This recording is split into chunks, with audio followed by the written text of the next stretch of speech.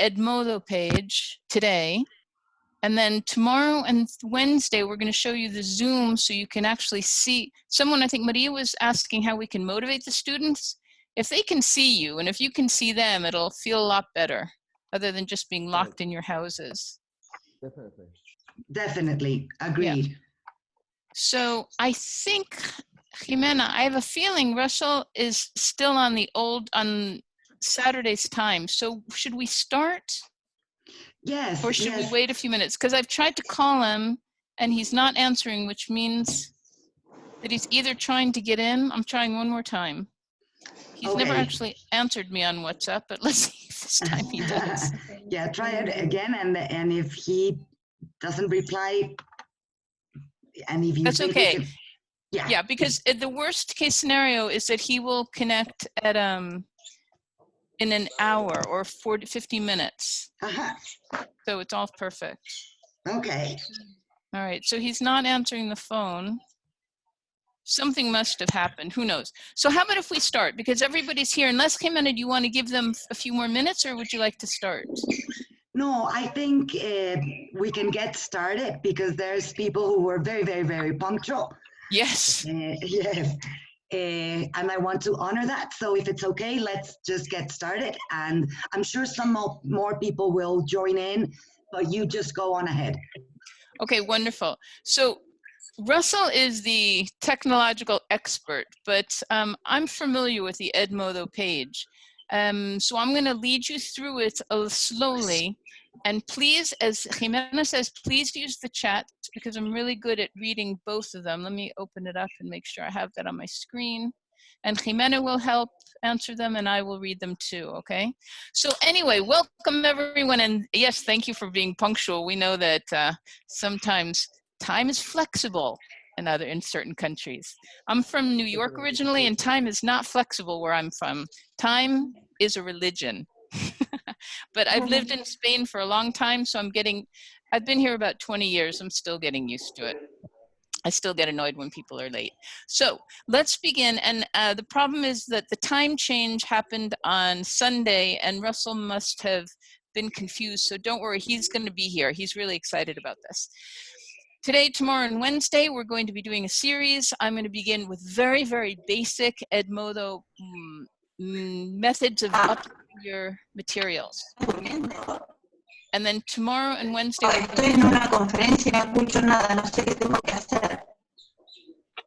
okay, something has happened. Al parlantito, mira te puedo llamar al video para que me digas la cámara, pongo silenciar.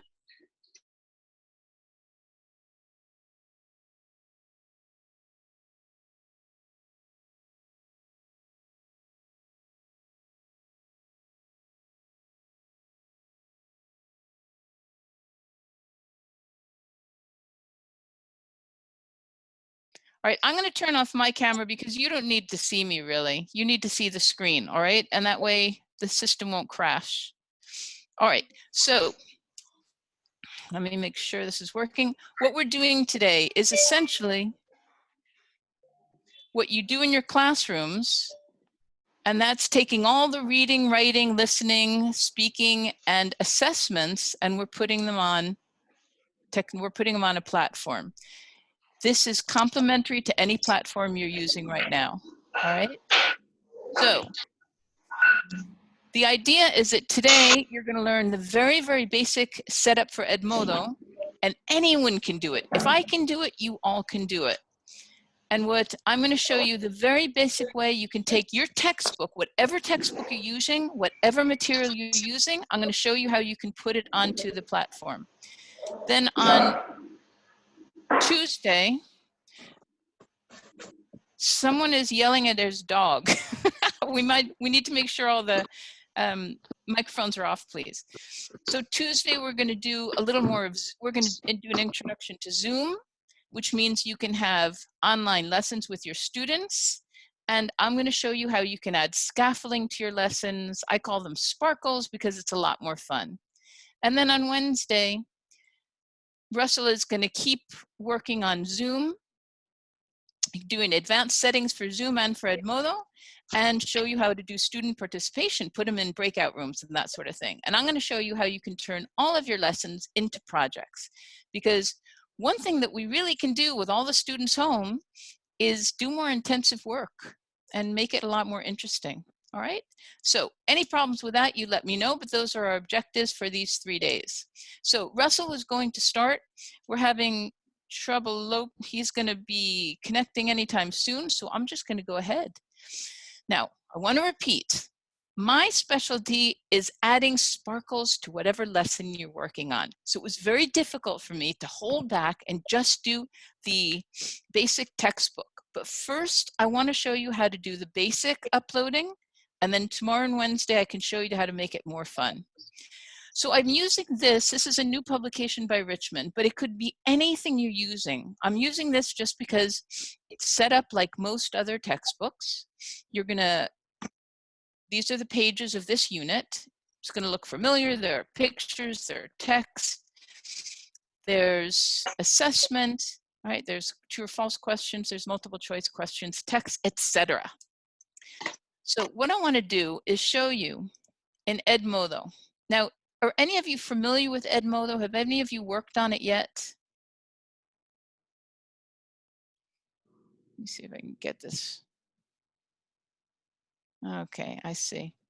Okay, so a lot of you, some of you have, some of you have not. All right. Let me just get to the end. I realized that I was already here.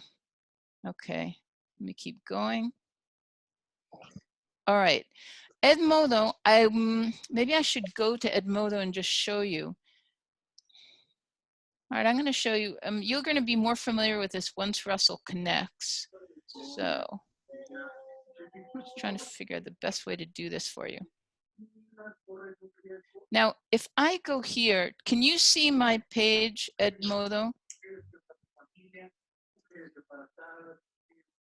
You're looking at my internet connection now. Can everybody see that? I can see setting up a basic class. Yes. Is that what you wanted to see?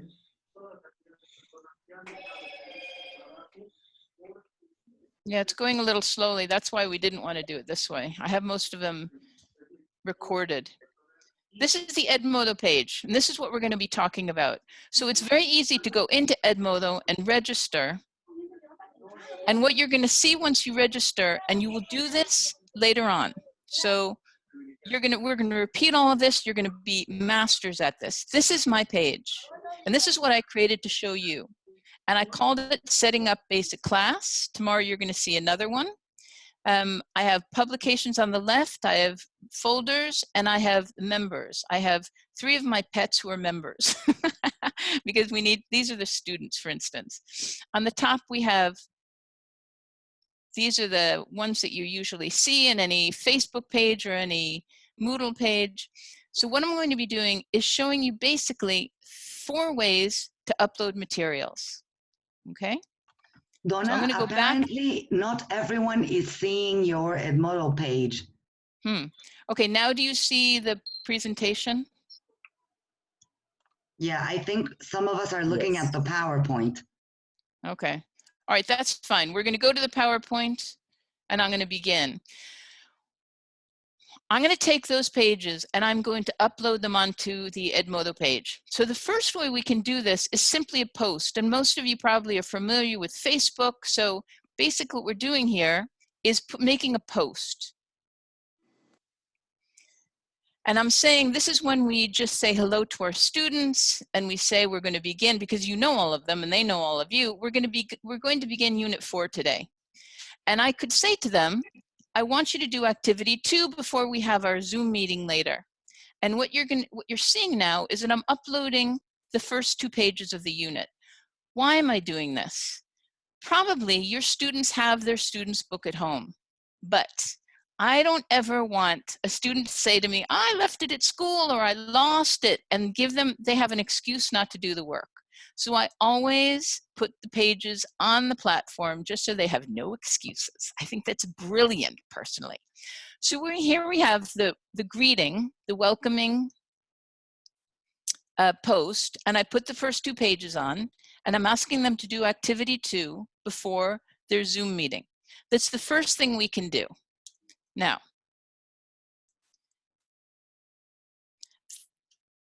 I see we're doing this again. No, I want to go on. All right.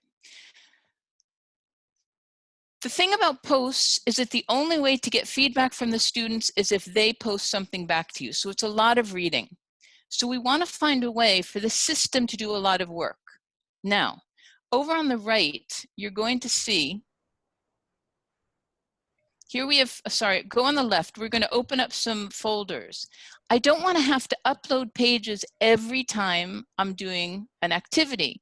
So here's what I'm doing is I'm opening up a folder. And you see it's all in Spanish because I'm in Spain and I never changed the language, but it's better for all of you, even though your English is perfect. So these are all the pages from the unit. And I've scanned them in before, and now I'm choosing them, and I'm going to upload them into the folder. And you see they're all there. That's really important because what we can do now is we can get them in the library. These are going to be here so that we don't have to look in our own folders. It will always be in this class. So if you see on the top, it says Biblioteca. I don't want to click there because I'm not really on the Edmodo page. This is a tape, so it goes faster. But if you go there, you will now have all of those pages there. Okay, so we're going to use them for all the rest of the activities. Now, we have all of these pages. I'm just being dramatic.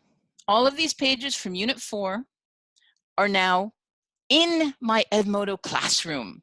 Very exciting. All of you are familiar with scanning. You know how to do that, I assume. You have printers that can also scan. Yes? All right. So I'm going to start with this page. This is the first page. However, the truth is, I'm not going to do anything here. Why? Because it begins with an audio. This audio is rather complicated. If I were going into one of your classes to help you use scaffolding, I would choose this activity to begin. I'll play the audio for you later, but it shows you a lot of instruments that are not the instruments you usually see. So I'm going to skip over it because this needs scaffolding and we're going to do this tomorrow. I'm also not going to use this image because it's a bit enigmatic. I know what it means. You probably know what it means. If we're talking about music, it's saying, did you know?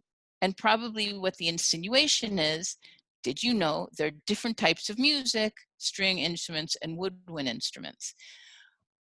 This is not probably the unit you're going to be working on, but I just want you to consider what makes sense to you and what probably will make sense to your students. This image is not very easy to understand. So I'm going to ignore that also and show you another way to approach this whole page tomorrow. What I am going to do is go on. So this button is our savior, basically. This button is where we're going to be able to do everything. So when you go into your Edmodo page, that's pretty much what you're going to do most of the time, is choose. This is what you're going to see. You're either going to choose an assignment, copy an assignment, create a quiz, or put a quiz, send it out to the students. Now, one of the problems with Edmodo, and there aren't many, but Russell is going to go over the advantages and disadvantages of Edmodo. He uses this all the time. He's used this for 10 years and he's pretty much a representative of Edmodo, but there are definitely disadvantages. And the name, prueba, quizzes, is one of the disadvantages. Let's ignore it and call it exercises. We can use this in five different ways to upload exercises so our students will do them and the system is going to assess most of it, all right? So let's take the second page of the unit and we're going to put this activity 4 onto the system. How? In this case, if you see I've clicked on the button, I'm using an assignment. Now, you'll see that I put the title. I'm just going to put the page number. These are our students. Let's make it very, very basic. The title is the page number in the activity, and I'm putting the instructions that come right out of the book. I'm taking the image from the book that I scanned before, and I'm uploading it.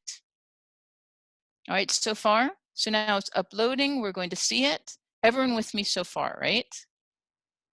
I see some people smiling, so I think that's a good sign. If you're not smiling, frown, so I know something's wrong. Okay, we have this here. Now I'm going to show you what else. I'm going to put a date. This is when I want the students to do it, on Wednesday and at 12 a.m. So I'm assigning it. And you'll see that it now appears on my Edmodo page. I put setting up the basic class, and if you see in the bottom, it says page 47, number 3. Okay, this is not what I want you to do. Why? Because I gave it an assignment. An assignment means when your students send their answers back to you, you have to read everything. So this could be done much more easily, and I'm going to show you why. I did this on purpose. I don't want you to choose assignments. So I'm going to show you how I think we're going to go to this page, and I'm going to show you how to upload the information from your textbooks, and the system itself will correct it. Okay, so this is an exercise about buying tickets. The students have to read the small subheading. Jordan likes classical music, but he doesn't like symphonies. And then you have to read the details of the 2 tickets and choose the answer. Well, if your students were in front of you, all they do was circle it, and you'd go around the room and just check their work. You can't do this. You're in a different house. You can't go to their house, and you don't really want to anyway, right? So what can we do? Well, we're going to press our magic button over on the right, our magic blue button. We're going to choose a quiz. And remember, let's just give it a name of exercises. I'm going to put the page number and the exercise. And I'm putting down exactly what it says on the page. I'm typing this in. Now, I type fast, so it's no problem for me. It may take you a little longer, but watch how easy the rest of this is. All right, I go into, on the left-hand side, questions for the quiz, questions for the exercise. And I'm going to pick multiple choice. And you see right there, you can choose true or false, multiple choice, short answers, fill in the blanks, matching, or the new one here is multiple answers. We're going to do all of those right now so that you can see all of your different options, okay? So I'm choosing multiple choice, and I'm going to show you how the shortcuts that we can take. So I'm putting in this text again, and then I'm going to attach something. Oops, I went ahead, a mistake. All right, let's try it one more time. All right, so what I'm going to show you is that how you can scan the materials. Do you all know how to do a capture screen? I work on a Mac, and when I want to do a capture screen, I do Control, Shift, and number 4. On a PC, it's even easier. But I'm going to show you right now how I took the page and captured 3 different images. I took the first one, and you'll see I'm also copying the text so that I don't have to write that text. I'm copying it into the image. Right? So this is my preliminary work. Now I have them. It's going to come up in my images. So all I need to do now is attach archives, attach the document. I choose one of them. And the question and answer is right there. All I need to do now is go into the answers. I eliminated one of them. I don't know if you saw that. It's really important to see, whenever you see a multiple choice, you're going to get 3. The template is 3. If you look on the bottom left, it says add one, but we can also delete them. Since this page, since this exercise only has 2 choices, we're going to eliminate them. So you'll see I eliminate one immediately, and all I'm going to put in is ticket on the left, and I'm saying green to make it so easy they can't mistake it. Ticket on the right, the yellow one. And I'm going to choose, that's the right one. Now on the bottom it says add one. So I'm going to add another question. I'm uploading the image, the second image, that has the question and the answer in it. And you'll see it comes up really quickly, depending on your connection.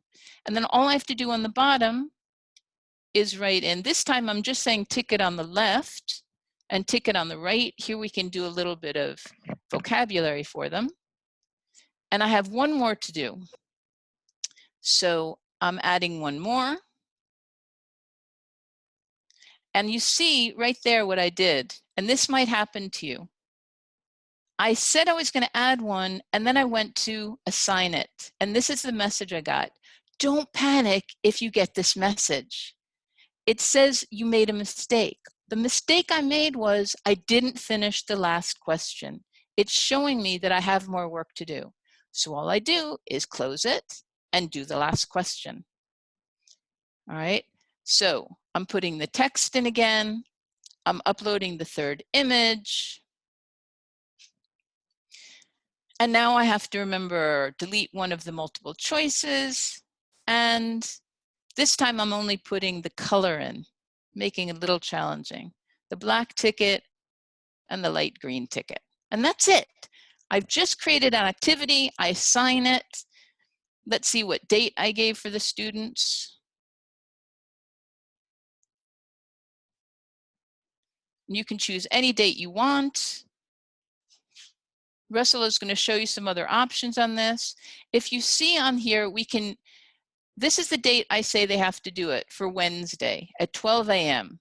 At 12:01, they're late. Now, I could have pressed lock after due date, which means at 12:01, they cannot do this assignment anymore.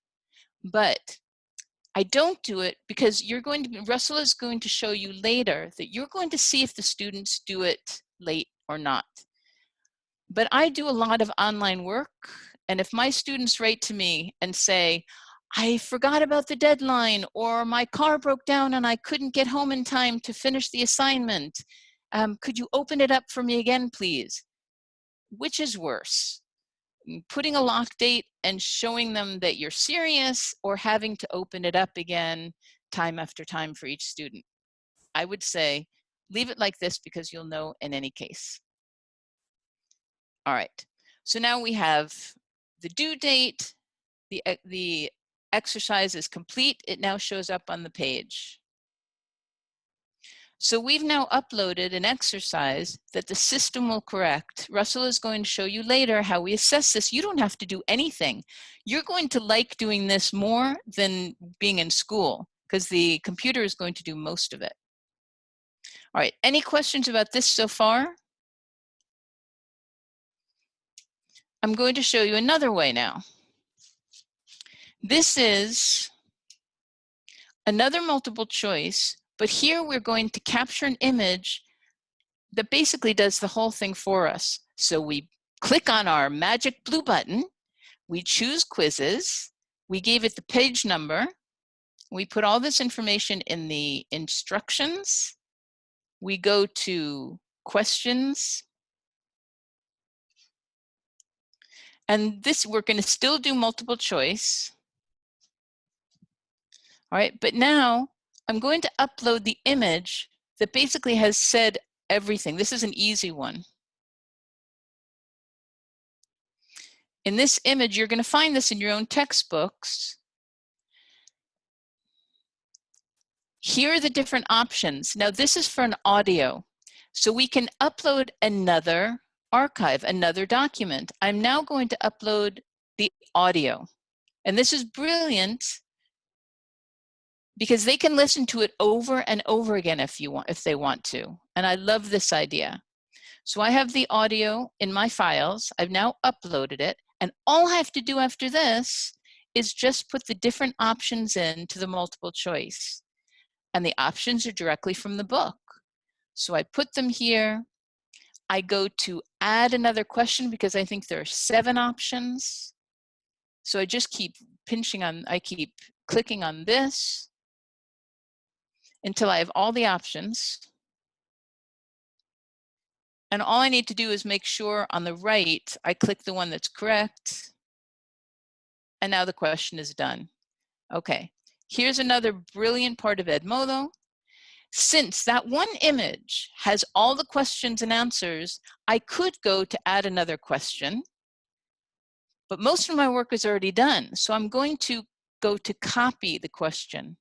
And if I go to copy, means all the information is already there.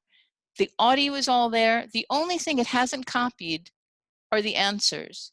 Now, the strange thing is sometimes the answers are copied and some they're not. In this case, it wasn't, so I just go through it again. But you see, it's going really quickly.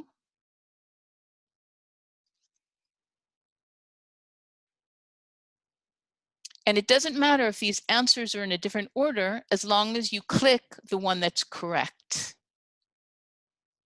All right, so now we have all of them. I think I did one more. I go to copy again. And we have another exercise all ready to go. And I'm going to give this due date on Thursday, and they have till 10 a.m. to finish it. I don't lock it. I just assign it, and now it's on your page. Right? So this, you can see that it doesn't take a lot of time. All we do is look at our book and figure out what's the best way on this magic blue button to upload it. All right. Am I going too fast, or are you all with me? You're all okay? Let me just check the chat. Jimena, you're there, so you'll tell me if everyone's, yeah, it looks like everyone's okay. Excellent. Yeah, everyone's okay. I'm here. Great. Thank you. Okay, so let's go to another one. This one, let me just see. This one has, I decided to do one more multiple choice because it's a little different. We go to our magic blue button. All right, we go to create an exercise. We put the page number here. We put the instructions directly from the page, and we go to create the questions. So I'm doing the multiple choice, but this is a little different this time. We have different images here. And so what they need to do is the answers are going to be longer than the actual question.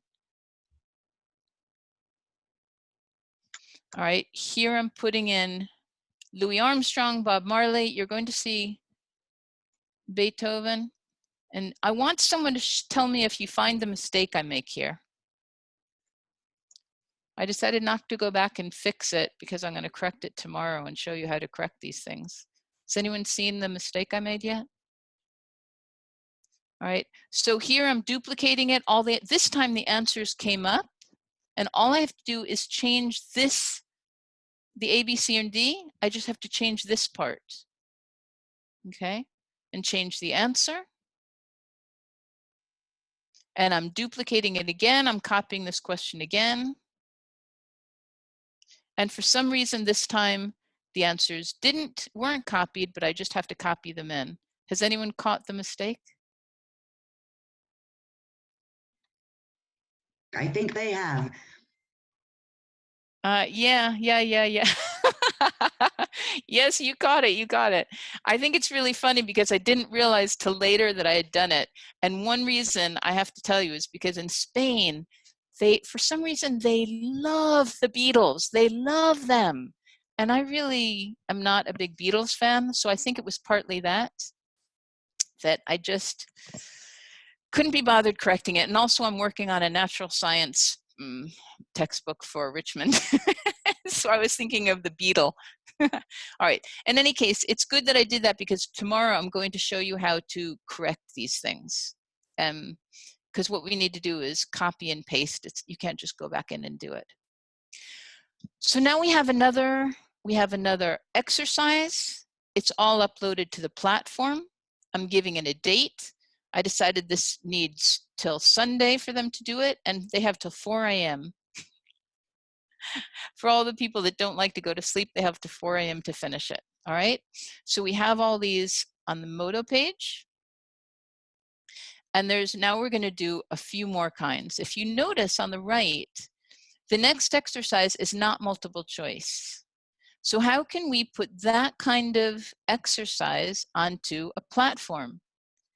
Do any of you already have to do this on your platform at school? Have you had to upload the material, or was it already there? That's my question right now. Louis Armstrong, Anna, did I do another typo for Louis Armstrong? I didn't even notice that, but thank you, I'll check that. All right, you have to upload the material. Is it like this, or do you just have to scan it in? You have to create a new one. Some of you already have it.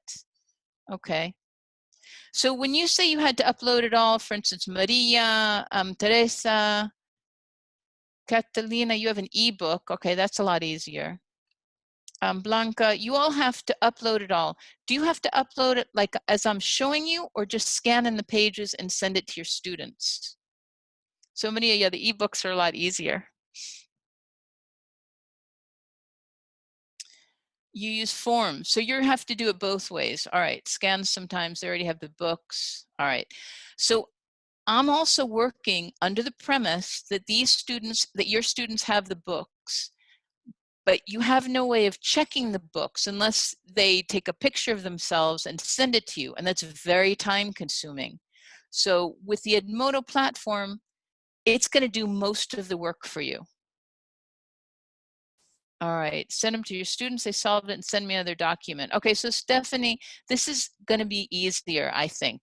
I think it's going to be easier, because you'll see later with Russell, when he shows you how the system corrects this, you don't have to do much. All right, so I'm going to show you now with fill in the blanks.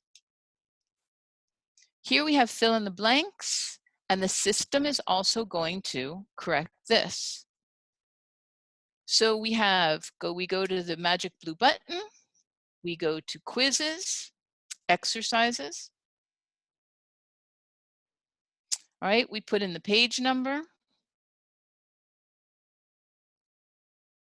We put in the instructions.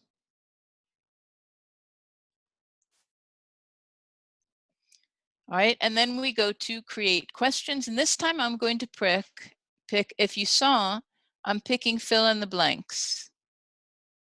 All right, so how do fill in the blanks work? A lot more simple than you may think. Here I put in the information that I want. I haven't uploaded any image yet, and you don't have to. In this case, you do not have to include an image. I'm going to, just a little news flash, because I love images, but don't worry about it. All right, so how does fill in the blank work? All you have to do is delete the words that you want them to add in and put an underscore in. So you're going to see that I take out "do you like the most" and put an underscore there. Now on the bottom, immediately, if you see respuestas, it says what kind of music, and then a box and a question mark. Do you all see that? The minute I put an underscore in, that appears. We'll show you, look at that in the second. We're going to take out all kinds. I put an underscore, and immediately on the bottom, it appears as a box. Now, all we have to do now is fill in the box with the correct answer. So I'm uploading an image now. So remember, you don't have to upload an image, but I like images. And this is just finding the image I've already scanned in. It's going to open up, and you see it's the same as the page on the left. Here, what I'm doing is I'm writing in the answers. Right? So the system, when the students write in, okay, let me just go back a teeny bit. If you'll see in the box, I also wrote in the options. Oops, pressed the wrong button there. if you see here, let's see where it did it. Okay. I'm going to show you in the box at the top where I put in the options the students can choose from. So they don't just make this up. The book has the options in the light green on the left. So I put them, if you see on the page on the left, it says all kinds, do you like most, minus hip hop. I just added that to this box. So you see them there. So the students know what their options are. And now when they get this exercise, they can choose which one is the most appropriate. And again here, instead of creating a new question, I'm copying this question so that most of the information is already there and I don't have to type it in again. Okay, so you see, all I have to do is change the top part and I'm putting in the sentences. I'm deleting the part I want them to fill in with an underscore, and you see the box appears there. I'm typing in the answer, so the system corrects it itself.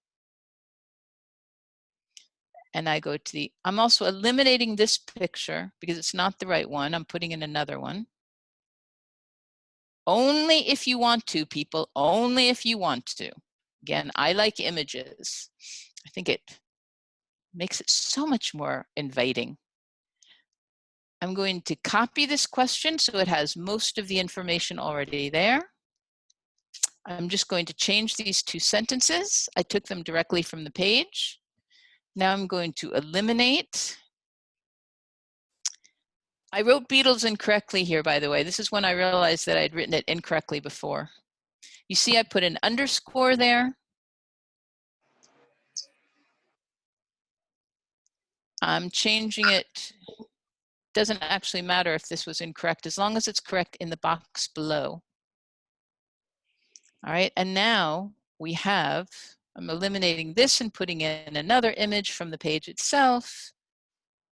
Don't worry about this if you don't want to do it. Later on, you'll get more comfortable and you'll think it's fun. All right, and then I put in here down on the bottom, I'm putting in the correct answers in the box.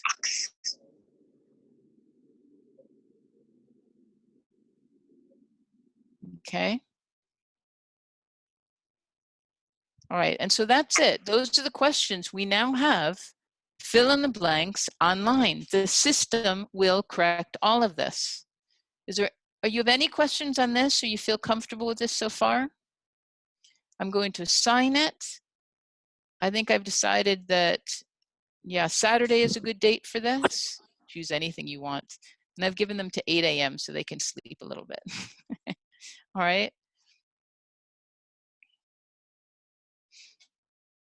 Okay, and so now we have a new exercise uploaded to the page. All right, any questions so far? Are we doing okay? You with me? All right, good, good, good, good. Hot potatoes, interesting. I don't know hot potatoes in the classroom. Yeah, you have to practice. Yes. Okay, good. My goodness, you're all so positive. I'm so used to the Spaniards that are very pessimistic, but I can say that because nobody's listening here. All right, somehow, let me just put this away. No, I don't want to do that. Let's see, are we still connected? Can you see the PowerPoint still? Something happened. Let's No, see. not the PowerPoint, no. No. Okay, let me see if I can. It says, I don't want to get out of the reunion. Yes, I want to continue. All right, so let's go. Need to screen share. Yeah, somehow it stopped. Thank you. Okay, now can you see it again? Oh, Russell, Yes. you're there. Yes. Russell, hi. All right, Russell, I told them that with the time change, it was all very confusing, so don't worry about it. No, don't worry. But we can't hear you, Russell. Don't worry. I've been I told him you're going to make everything so clear after this. You're doing a fantastic job. I'm really sorry. I just completely got the time wrong because you know there was a time change in England and I thought it was 4 o'clock. I'm Yeah. profusely apologize. You're doing a great job anyway. Okay. Yes, Well, thank you you. are. Russell has been my teacher, so it's all a compliment. What we can do, Russell, I'm almost finishing. So if you want, I just have, I think, 2 more exercises to show them, and then you can start with yours. Is that all right? That's absolutely fine. You carry on. Okay. So if that's okay with all of you, Itana, you're getting me dizzy. You're walking around the house, aren't you? Okay. Let's go to the next one. Okay, so you've done fill in the blanks. Yeah, a couple more. So here we have a graph, and I decided not to do this because it's another multiple choice. I don't need to show you this again. And so what I'd like to do is do this tomorrow or Wednesday and show you a more dynamic way of dealing with graphs. I'm also not going to do activities 2 or 3 because it's the same multiple choice. I think you already got it. We don't need to do this. On 4, it's a true or false. So I am going to do this, even though I think you all are intelligent enough to figure it out yourselves. It's just like all the other ones. We're going to our magic blue button, and this time we're going to choose the exercises as usual. All right, I'm going to write the page number as before, the activity. I'm going to put the instructions right from the page in the book. And then I'm going to go to create the pages for the exercise. And for true or false, it's really easy. If you see there, I created the true or false. There's only 2 options. I'm uploading an image just because, as I said, I love images. In this case, we do need the it. image is frozen at the moment. Really? Yeah, I'm not seeing that on the screen at the moment. Are you sharing your PowerPoint presentation? Yeah. Happening. Interesting. Turn the screen share off. Okay. And try it again. Yeah, try it again. Because at the moment, all I'm seeing is the screen's frozen, Donna. Okay, yeah, you know what this is? I went into Edmodo to show them. I'm gonna get out of there. So let me go back. What I can do, you know, Russell, what I think would make more sense if you want, I could let you go ahead and start and then do the rest of this tomorrow. What do you think? Okay, but I'm going to insist on something. If we do this presentation, really, you shouldn't all have your webcams on, because if you've all got your webcams on, it's going to really slow down the process. If everyone's running their webcams, it's really unusual to do that. Can I ask you to turn them off? Because to run so many webcams through a Zoom system, if you're doing a presentation, it's going to freeze the screen sometimes. It's really not a good idea. All right, so if that's all right with you. As many people as possible to turn their webcams off. I'll do the presentation and go for it, and then I think you'll find that the technology will work a lot better. Yeah, I know, Kata, I know. You like to be seen and you like to see everybody. I love to see all of you too. But Russell's right, it'll go much better, and he's got to work online. I'm going to be screen sharing as well, so it's really not going to work. Could I please ask you to turn off if you don't mind, just while I do this presentation, many of you turn off as possible. Okay, so Felipe, Itana, do you mind turning off your cameras? I'm sorry. It will be coming to the chat with no problem when we need to ask questions and stuff, but if we could, it would really help. Okay. Todo apagados las cámaras. Podemos apagar las cámaras si no os importa, ¿de acuerdo? Y luego podemos encenderlos de nuevo para veros. Exactamente. Lo que pasa es que vamos con tanta gente utilizando las cámaras, de verdad que afecta la calidad de la presentación. Y afecta mucho, de verdad. Es una cosa que vamos a aprender mañana cuando trabajamos con Zoom. Anyway, listen, first of all, I'm really sorry. I apologize because I was meant to come on first, and Donna's done a fantastic job of taking you through Edmodo. We have a time change here, and on my system, it was telling me to come in at 4 o'clock. So I came in at 3:30, half an hour early, and then realized that you were already in your presentation. So that wasn't a very good start. But let me see if I can help a little bit. I'm going to do a really quick little bit of presentation, just talking a little bit about teaching online. That's my expertise. And hopefully through doing that, we're going to then dive into actually using, so actually looking at Edmodo and thinking about how we might organize our classes. When we teach online, there are really two things that you need to think about. You need to think about a platform for organizing your students. And that's really what Donna was showing you today. A platform like Edmodo, or a platform like Moodle, or a platform like, for example, It's Learning. You need a platform to organize the content. And then you need another platform for doing the live lesson. The one that we're using now, Zoom, would be a really good example.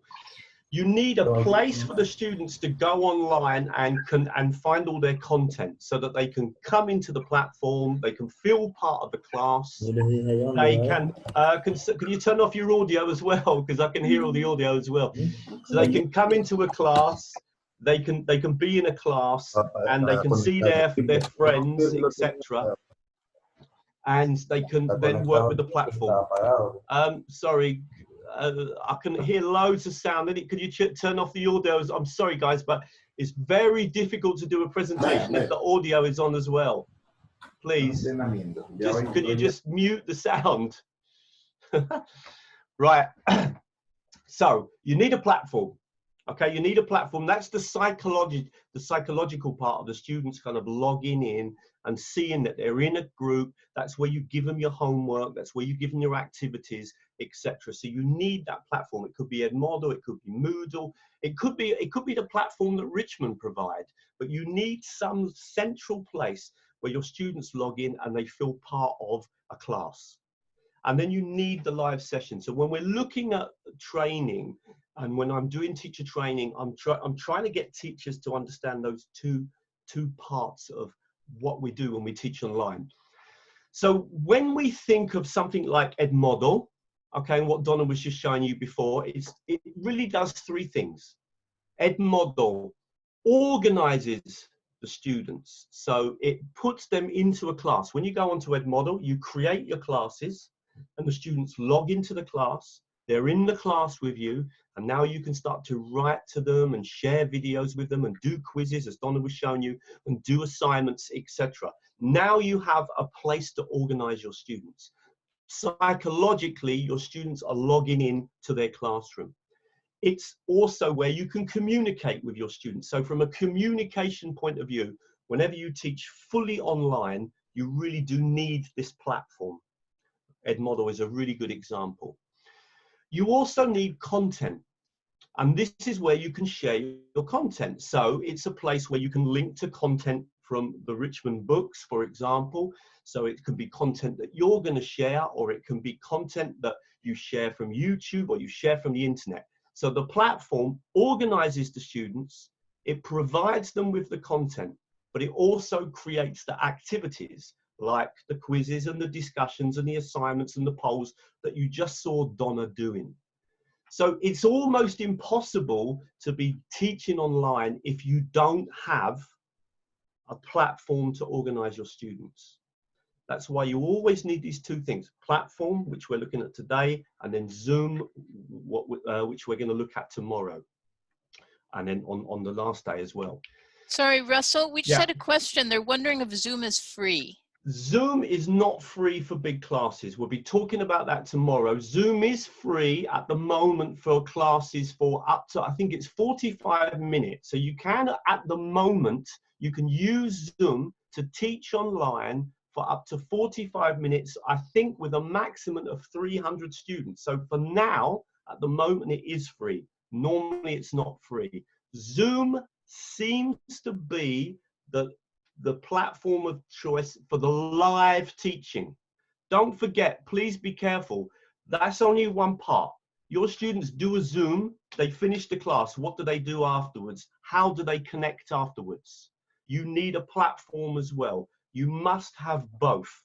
Okay, the two together is what makes a successful learning course. I've been teaching online and running online courses for 20 years, and those are the two key features that you need. I'll come back to the questions in a minute. So when you're looking at this platform, or Edmodo or Moodle or It's Learning, you're going to organize your students into a group. That means that you can create your classes, they come in, you can communicate with them, you can track them, you can even put them into subgroups, which we'll look at tomorrow, etc. So organization is the key thing, the first key thing. The second thing is the content. Content from the publishers or content that you make. Content maybe that you link to from the internet.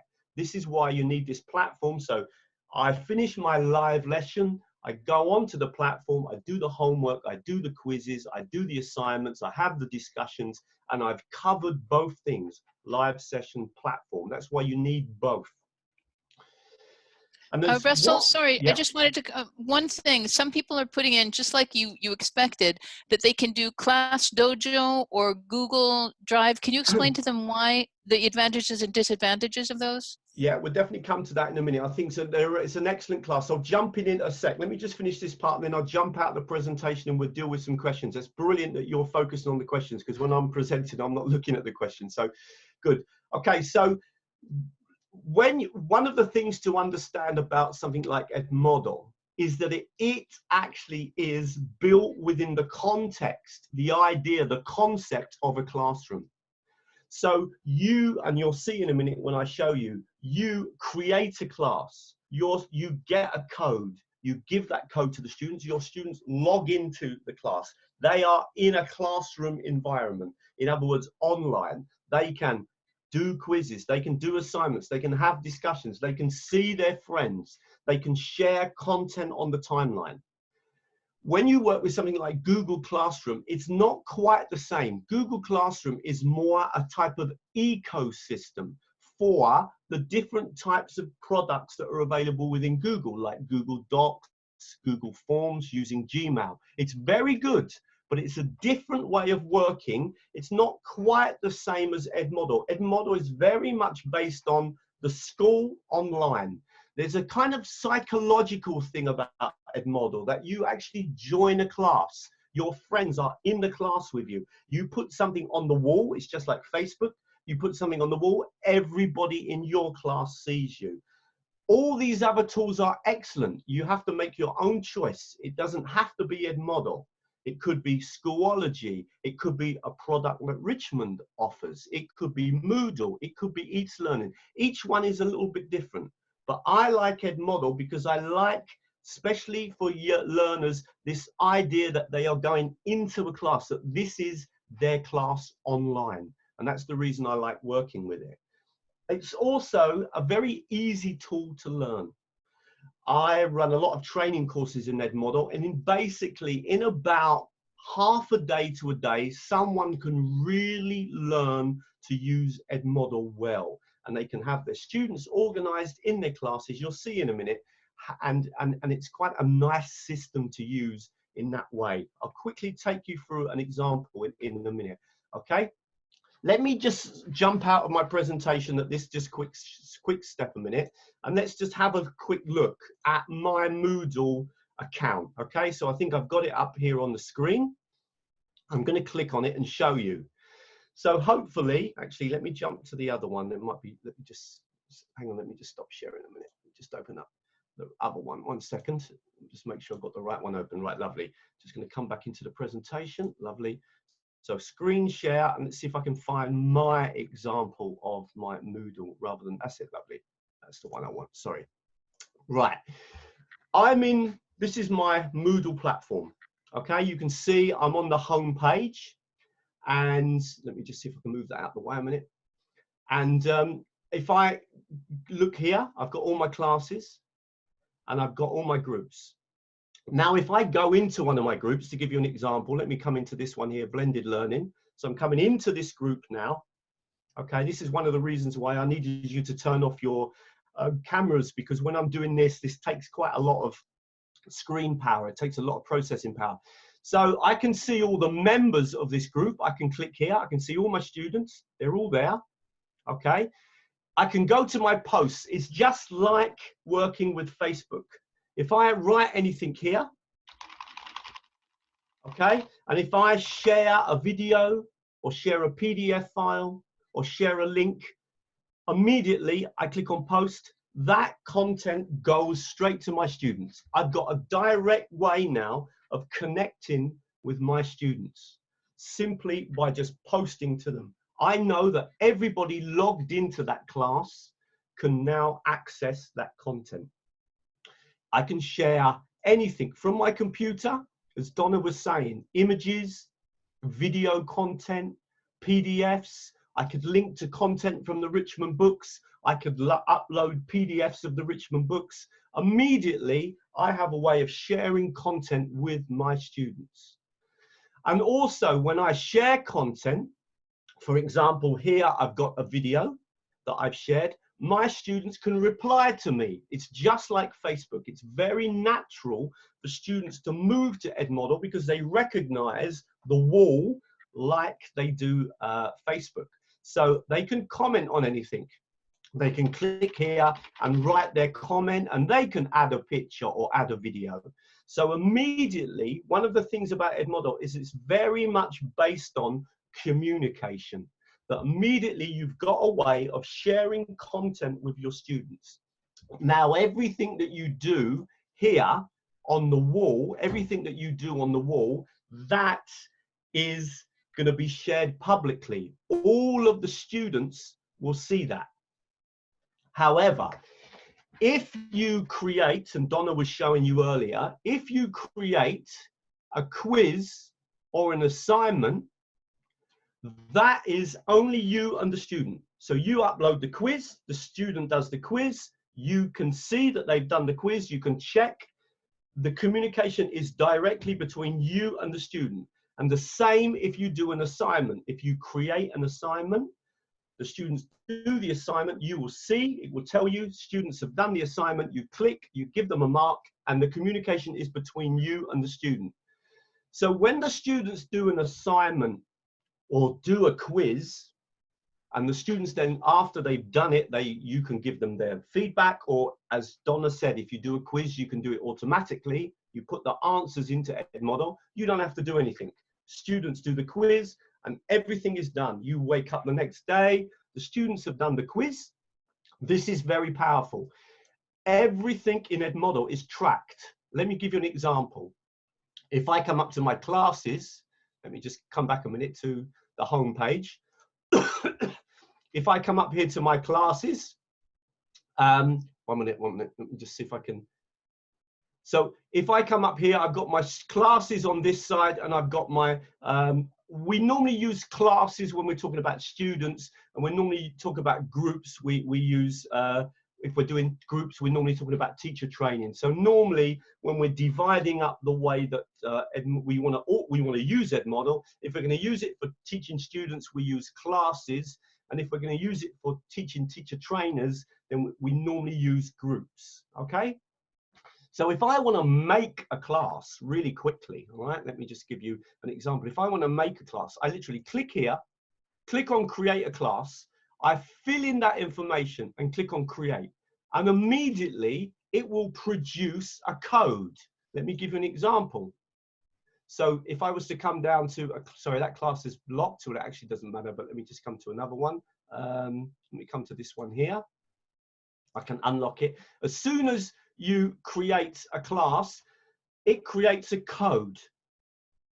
So every class you create, you have a separate code.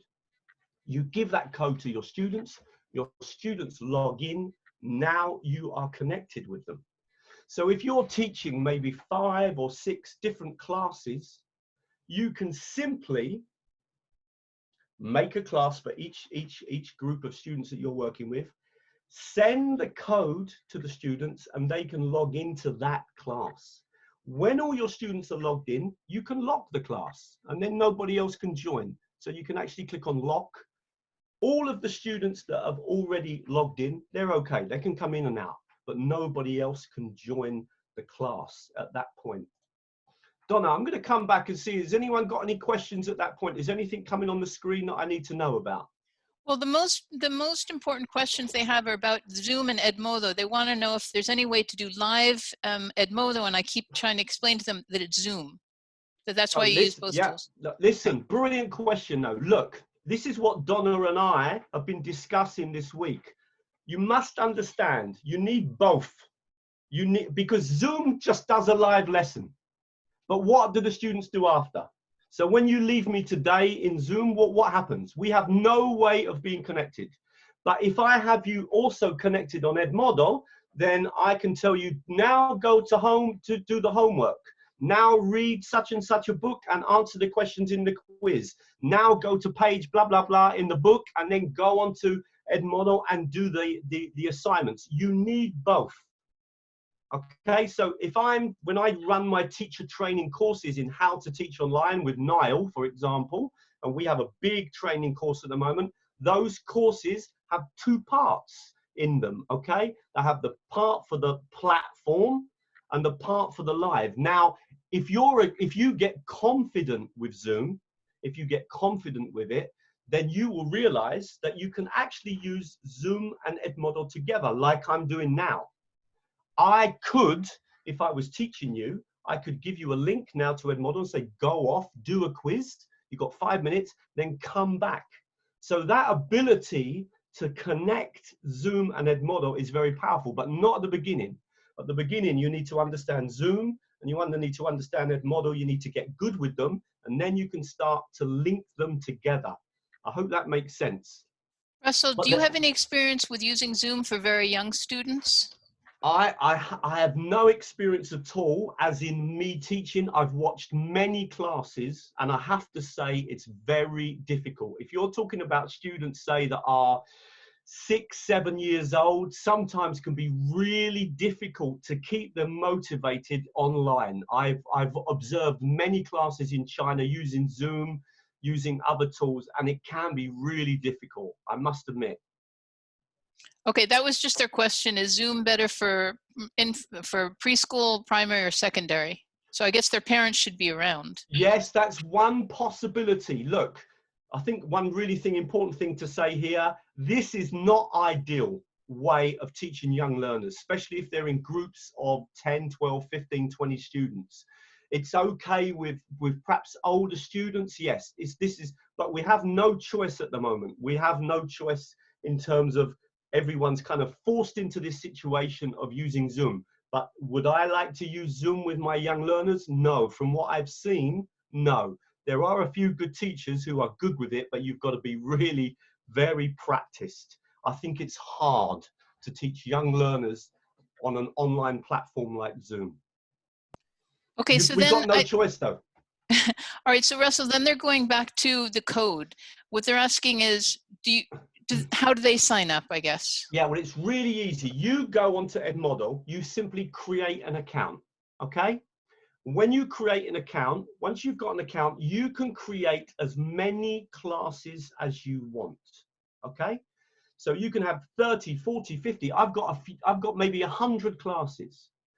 For each class you create, you have a code. You send that code to your students. Your students go onto Edmodo, they log in as a student, they write their name, no email address, they put their name, they put the code, and they can enter your class. And immediately, you have a way of connecting with them. This is not for the live lesson. The live lesson is going to be Zoom, or it's going to be Adobe Connect, or it's going to be WebEx, or whatever tool you want.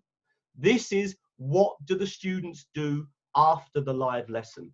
Now, I'm not sure what tools Richmond have, because maybe Richmond Publishing have a good product that you can go online to do the exercises, but you need that. You need both parts. Edmodo is a good example of a technology, one of many, that we can use to organize the students after the live lesson. You don't use Edmodo for a live lesson. However, if you get good, you can start combining the two if you're clever.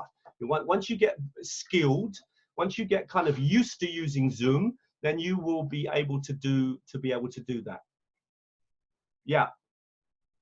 Campus is another platform. There are many platforms, okay? I'm not trying to say that it has to be Zoom. For some reason, everybody seems to be using Zoom for the live lessons. Everyone around the world seems to be using Zoom. I don't know why it's become so popular, but it has.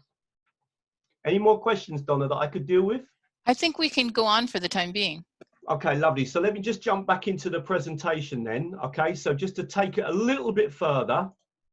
Okay, let's just see if I can, right, I'm just going to show you something really nice, okay? I'm going to roll over here. And sorry, if I can do this, hang on a minute. For some reason, when I'm screen sharing, this is not working very well, but I think I can do it. This is lovely. I'm going to show you something I love. As Donna was showing you earlier, you can do assignments and you can do quizzes with your students, and that is between you and the student. So imagine you do the live lesson and you say to the students, okay, for homework, I want you to do the quiz in Edmodo, or maybe you're doing it in another platform, and we're just using that as an example. Now, the students go off, they do the quiz, they do the activities. You don't have to do anything. All of that is done by Edmodo. I come on the next day, I can look at all my students and I can look and see what have they done. Ah, so these students have done that activity. Ah, so these students have done that activity. Everything that my students do in the quizzes will be tracked. And when I get them to do an assignment, if I mark it, also the marks will be saved here. So you've got like basically a record of everything the students are doing online. I can even track their activity. I can track the quizzes, I can track the assignments, but I can even click here and I can look and see exactly what they've been writing and what they've been answering. So did they answer any of my posts? So I can look at the activity and say, okay, this is the posts from Sylvia. Good. Did she reply to anything? Ah, wow, yes, she did. She's been very active. Okay, I'm going to give her a badge. I'm going to give her some kind of award. So I can even be using Edmodo as a way. What I like about Edmodo is that it tracks my students and allows me to see what they've been doing. It takes a little time to set Edmodo up, but once you've got it set up, it's really quite easy to get to work with, and it can be very time saving. Okay, if we come back again onto the home page, let me just come back here. Oh, sorry. Okay, I don't know what happened there. Sorry, Russell, some Yeah. of people missed how you got into the grading, the assessment part. Right, okay, lovely, brilliant, brilliant, brilliant. So I'm just going to come back. Oh, hang on, we'll start. Obviously, when do you want to continue? So someone else is screen sharing. I don't know how that happened, but someone else is screen sharing. So I'm hoping, right, good. Okay, I'm going to just jump over now, come back again. So all my students, everything they do, if I just roll up to the top here and come over to classes, and then I just roll, it's actually at the moment, it's not working properly because of the screen sharing. It's not, but it's here, progress. If I click on progress, I go straight in to all of my classes, every class I've got many, many classes, okay, many different classes, and I can go into any of those classes and check the progress of the students. So it's just going classes, progress, okay? I'm gonna give you a link at the end to some videos to help you to learn to use Edmodo if you want to use it. They're free videos. You know, I want to be careful here. I'm just suggesting that Edmodo is a good tool to use. It doesn't have to be Edmodo. It can be any platform that can organize your students, but you need that for when you've finished the Zoom lesson and you've still got a connection with your students. It's really important. Okay, so when I'm running all my classes, all the courses I run, I have two parts: live lesson, and then all the content on Zoom or on Moodle or on Xlearning or whatever technology that I use. So that aspect of working with a system is really nice. I'm just going to show you a few more things that kind of Donna did show you in a way. So I can always click on any of my classes. So if I click down on this class here, okay, so I come into the class, anything I share anything I write, any videos, any links to Richmond's material or Richmond's videos or PDFs of the book, anything, I can share it immediately with my students. I just simply, as we said, just right here and then click and then post it. And I can, as I said, add any images, and Edmodo is very generous. You can even put a video of 100 megabytes straight into Edmodo for the students to watch, okay? Now, when you upload something, maybe that thing is important. And I know that kind of Donna showed you this, so you can click here and you can pin a post or unpin a post, just like in Facebook. So imagine that I've got this new assignment. I want the students to see that first. When they open Edmodo, I want them to see the assignment. So I can click and add that assignment and pin that to the top, pin post. Now, when the students come on, it doesn't matter what I've put on, the first thing they're going to see is the assignment. Now, another really good thing, if you're working with young learners, okay, you might be worried about what they're going to write on the screen. Okay, they might write something inappropriate, something that you don't like. It is possible that you can simply go up to here, click on Advanced Settings, and you can click on Moderate all posts and replies. If you click on that choice, that means that your students, they can write something, but it will not appear on Edmodo until you have checked, said yes. It's very easy to do. I click on that setting, and then from that moment on, all I do when I open Edmodo is I click on notifications, and I will see a list. Look, it's one here. Perfect. Okay. Do I accept that? Yes, I do. And I click on and it accepts what that person's written. So you can have lots of posts and you can just quickly read it. Yeah, accept, accept, accept, or approve or disapprove. So it's very, very easy to moderate your students if you're working with young learners and you're a little bit worried about what they might write on the screen. So it's a really powerful feature that you've got in Edmodo. Okay, Donna, I'm going to come back and just see if there's any more questions that I need to pick up on at the moment. Well, Rashid has I don't think so. I'm trying to figure out what Rashid is concerned about, but I think they're following you, Russell. I think everything's fine. Right, okay. Listen, let's talk a little bit more about security, because there's another good feature in this particular tool. Remember, this Edmodo was made for young learners. Edmodo was made for education. It's not like Google, which I like, don't get me wrong, I like Google, all right? But it's not like Google as in it was kind of shaped to work in a Google Classroom. No, Edmodo was created for the purpose. It was almost Facebook for education. It was almost developed with the same kind of scenario.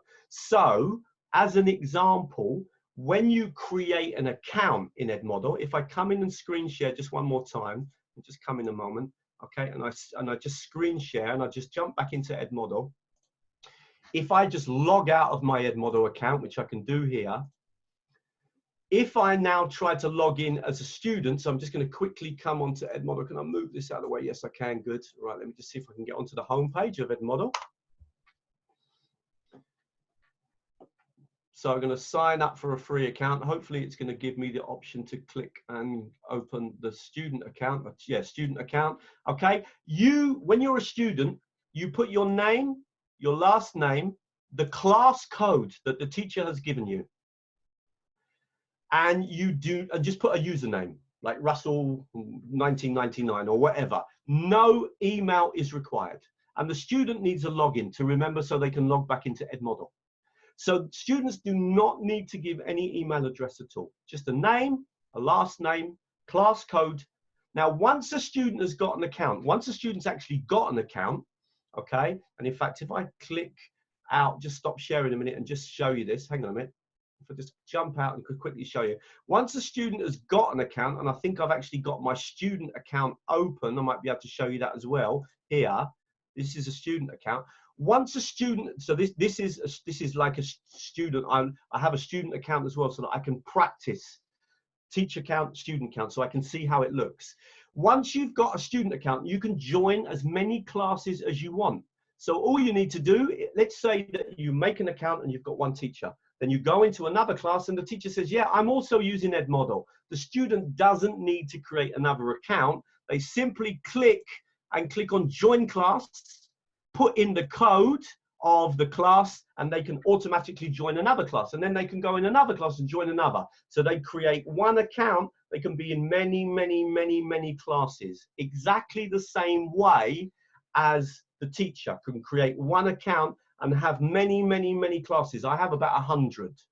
Okay, so it's a very easy system, and the students do not give their email address. There's a lovely feature as well for the students. When they're going through the material, so they look in and maybe they're in a class and someone shares something interesting. It might be an interesting video, it might be an interesting picture.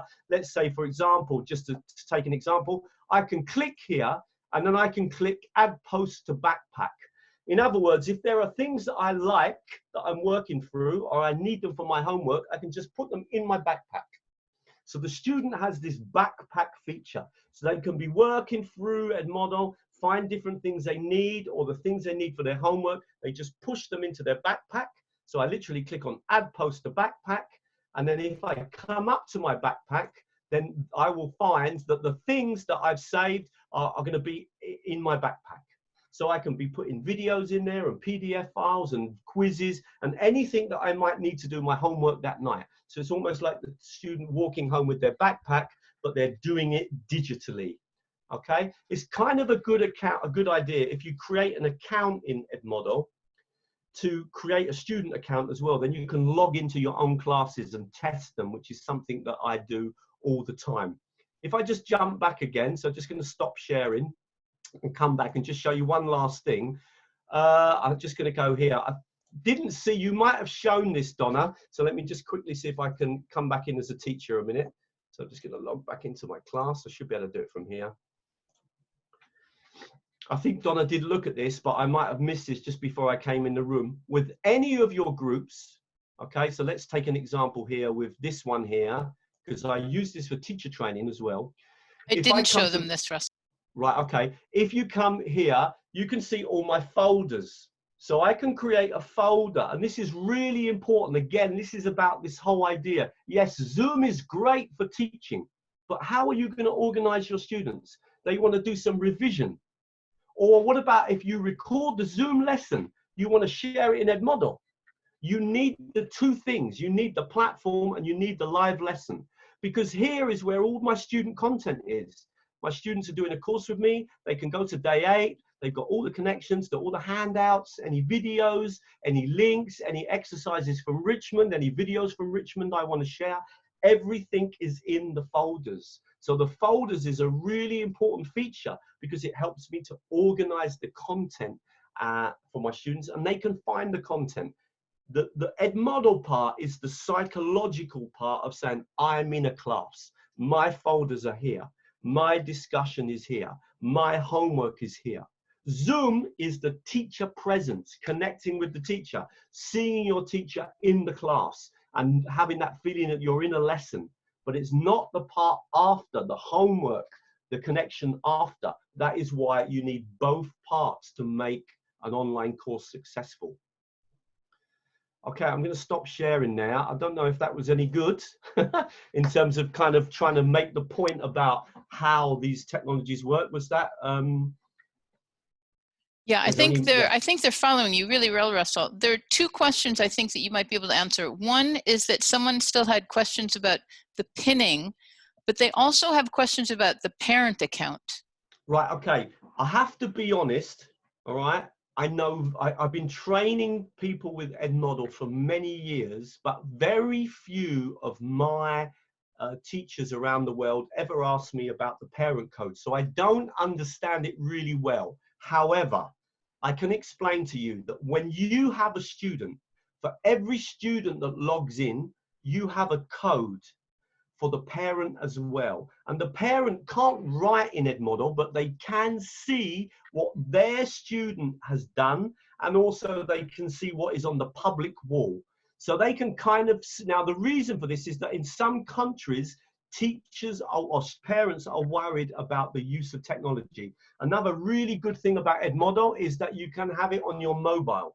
So again, it's a very good way of communicating, though the mobile is not as good, of course, is not as good as when you log in on your computer.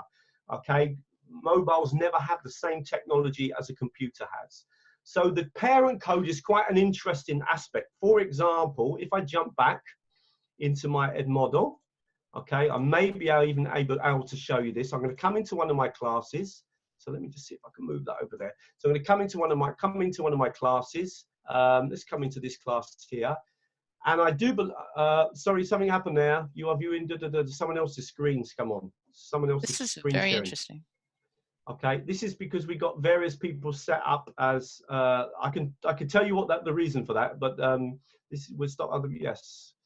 Okay, that's because we got on the setting on Zoom here for some reason. You've got it set that everybody can screen share. So click on the share button. If I come back, all right, to members, if I come down here, I've got this connect parent, and I do believe that when I do that, I have to kind of connect with them.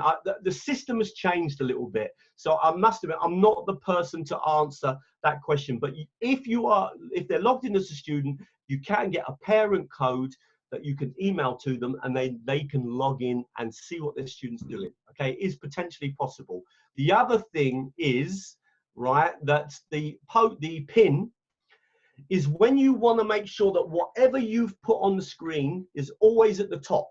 It's very easy to do. You click here, okay, any post, that I'm going to unpin this one, any post you want. If you want that post to be at the top because you want the students to see it, you simply click on any post you want and click on pin post. That post will always be at the top. So normally if I set some homework on Edmodo, I pin it to the top. So when the students come on, the first thing they see is that post. Okay, going to come back again. Is that okay? Any more Natalia questions, says Donna? Natalia says for a new pin, I need to unpin the one that's at the top. Really good question, Natalia. No, you don't. If you just go to the one you want to pin, whatever you've got pinned will unpin, and what you pin new will pin up. You don't have to unpin before you pin. Just go to whatever you want to pin, just say pin post, and whatever is unpinned will suddenly be coming on the top. Russell, would you mind showing them one more time how to hide the posts from the other students? Do you know which one I mean? You cannot Hide what comments, I think they asked. Ah, okay. You can't hide comments. Any comments that are on the wall are public to everybody. But sometimes you might want to moderate the posts before they are written onto the screen. Okay, is that what you're asking about? Let me see. Yeah, moderate. Martha says moderate. Yeah, Martha, you're correct. All right, I can see that in the screen. Yeah, okay. What you do is click on, so I'm going to come back in again. All right, it's going to come into Edmodo. It's pretty easy. Don't forget, I'm going to give you some videos to help you with all these things at the end anyway. All right, so don't worry. I've got lots of free videos on my website that will show you how to do all of this. But if you simply go into any of your classes, click here and go to advanced settings. Okay, click here and go to advanced settings and simply click on moderate posts and replies. Click on save. When the students write, it will appear on their screen, but not on anybody else's. And then when you open Edmodo, you go to notifications and you just look and it will see accept, or approve, disapprove, approve, disapprove, approve, disapprove, approve. You just quickly read them, say approve, approve, approve, approve, approve, disapprove, and that is what will then immediately go on the screen. It's a very easy system to use. I've only ever used it very, very infrequently. I sometimes work with teenagers. I've never had any problems with teenagers. I did use it a little while ago. I was doing some teaching in Italy. I thought, okay, I'm going to put it on just in case. But there was nothing indiscreet, and in the end, I took it off. So there's nothing for me to worry about here. Because if someone writes something bad, you know who it is anyway. So you've got a lot of control. You've got even control as well. If when a student posts something, if I just quickly come into one of my classes, okay, so let me just come into, for example, this class here. When a student posts something, I can come in to that post and I can delete the post, I can edit the post. So I can always edit and comment and say, you know, please don't write things like this, or I can delete the post. So you have a lot of control. You can moderate posts, you can delete posts, you can edit posts. You have a lot of control as a teacher over what is being written on the system.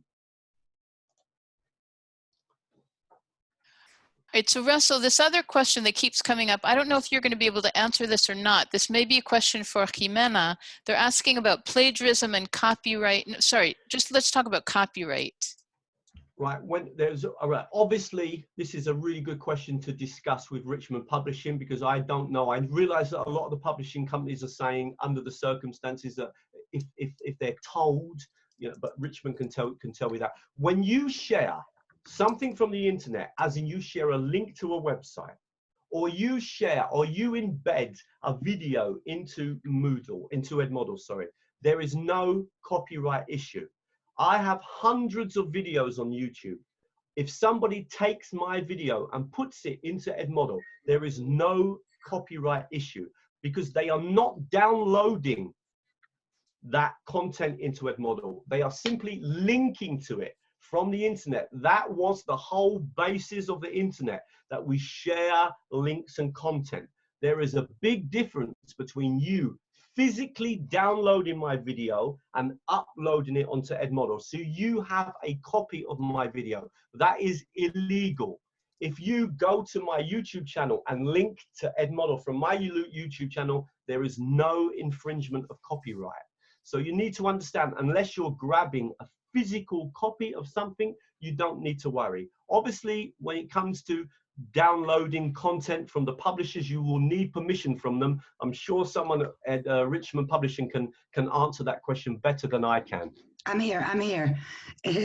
Most of our additional resources like audio, video, photocopiables, etc., are already downloadable. They're meant for teachers to be able to use outside our platforms. So don't worry about those. Don't worry about audio files, video. You can download them and upload them later to whatever other platform you're working with. If you're working with the Richmond Learning Platform, you've got everything in there, video, audio, to either stream or to download for future use offline. I think the bigger question here is, when it comes to text, many of you are already working with our e-books, with digital books, with our e-workbooks, digital students' books. If you're not, you wouldn't need, as we were going over with Donna at the beginning of the session, to make certain screenshots or to copy and paste certain questions into your platforms, because it would be the only way for you to have access to a digital version of print materials that students might have. But if you're working with some of our titles, you already have your digital books. Students might have their digital e-workbooks to access online, so you will need to copy content. Yeah. Okay, but Jimena, a question. For instance, the examples I was using today was from one of your books. Yeah. I scanned the books in. Now, is there any problem doing that? I would really need to ask, because there might be books with rights and, you know, but I would need to find out. But at the moment, given the circumstance, I don't think we would have a problem. But the problem would be print materials, right? Scanning and making print materials available. But I don't think that if you take a screenshot only, that would be a major problem. But I would really need to ask our legal department how we are going to deal with it during this crazy times. Okay, because what I mentioned to them is that if the school has already bought the books, then I don't see why they would object to you in this crazy time to scanning them in for the online platform. Because all you're doing is projecting them, and we do have projectable books, right, for teachers to project on screens. But still, I need to ask the question. But for now, let's not worry about it. A couple of really interesting issues there that Jimena's bringing up as well, okay, which we'll come into tomorrow. When you've got a publishing company like Richmond that has got digital versions of the book, then that's brilliant for when you're using Zoom, because you can open up the interactive whiteboard software or the PDF or the digital version of the book and then work with it live. So that can be a really effective way of using these technologies that many of the publishing companies provide. And when I made the point as well, you know, I obviously don't know so much, and I want to make this point very importantly, about the particular products that Richmond have, but this platform part doesn't have to be Edmodo. It could be a platform that Richmond provide, but what you do need is this psychological place that your students go after the live session, where their homework is, where their quizzes are, where their activities are, and possibly a place where they can share content and have discussions with their students. That's what that platform does. It could be Edmodo, it could be the Richmond Publishing one, it could be Moodle, it could be It's Learning. But certainly online delivery requires two parts to be successful, okay? So it looks like we're almost out of time, but what I think Russell and I would both like is to know if you have any priorities for tomorrow or Wednesday's session. Now's the time to let us know, please. I was just sorry, just one really last thing. I was gone, but while you're doing that, I'm just gonna really quickly, if people do want sort of help, if you want, what I've done is I've got a handout here. Let me just quickly open that up, okay? It's just going to help you. Sorry, next page. This one here. I've got a handout here. I've got some very popular videos. They're free. They're completely free, that help teachers to use Edmodo and Zoom. I'll show you this again tomorrow. But if you email me at teachertrainingvideos@gmail.com, you will, and just say Richmond in the subject, I am blah, blah, blah from blah, blah, blah. I will send you the handout, and it's got some useful links to videos about Edmodo and videos about Zoom, nothing else. That's all there is there. Okay, but they might help you. They're all free. You can find them anyway on YouTube and on my website, but you might find those useful. Yeah, teachertrainingvideos@gmail.com, and I will send you, it will be automatic, it will send you a handout, and that handout has got some nice links to get you started, okay? Just wanted to point that out because I know a lot of people at the moment are panicking. One of my videos on Zoom, I think it's been played 170,000 times. So there's a lot of teachers out there trying to learn to use Zoom and trying to learn to use Edmodo, okay? Right, go on. Right. Sorry about that, Donna. No, it's fine. Jimena, is there any way they can send you a message if they have doubts about today's session, and you can send it to us? Absolutely. I'm just going to type my email address here in the chat room. Some of the teachers here know who I am. Hang on here. I'm typing in my email address, and please feel free to send us your questions in preparation for tomorrow's session. I mean, Right. Tomorrow's session, well, I think the idea was we were going to focus on Zoom. Yes. So we've done the platform today. We're going to do Zoom tomorrow. And then the third day was to link the two together, Donna. Was that right? Yes, absolutely. So tomorrow we're Zooming. Is that right? Yeah. Tomorrow we're Zooming. They ask you, all right, we're gonna, Victor, I'm gonna write that down for tomorrow, whether Skype and all, because we've got, I think Jimena has to close the platform for now, but thank you all so much for connecting. And we'll see you tomorrow. As we said, Russell is going to go into more advanced features. We're going to start with Zoom, and I'm going to give you some ideas on how to make these activities more exciting. So I will be here at 3 o'clock tomorrow, not 4 o'clock, okay? 3 o'clock. I'm so sorry to everyone. Completely my fault. I really do apologize, just because of the change and what was in my Google Calendar. I came in thinking I was coming at 4. Tomorrow I will be on at 3, but I think it worked out anyway. I'm very sorry. It did work out. It was, yeah. Thank you all so much. Jimena, thank you so much. We'll see you tomorrow at the same time. Yeah, see you tomorrow, and just want to remind everyone that we will be making the recording of each session available to you through your local Richmond representatives, so don't worry. You'll have something to share with your colleagues. Be safe out there. Be safe. Do something fun today. You too. Take care, and we'll see everyone tomorrow. Thank you all. Bye. Bye. Bye-bye. Bye. Jimena? Bye-bye. Thank you very much. That was a wonderful experience. A Yes, I'm wonderful here, Russell. experience. Yeah, with so many listen, people I need in- to give you a couple of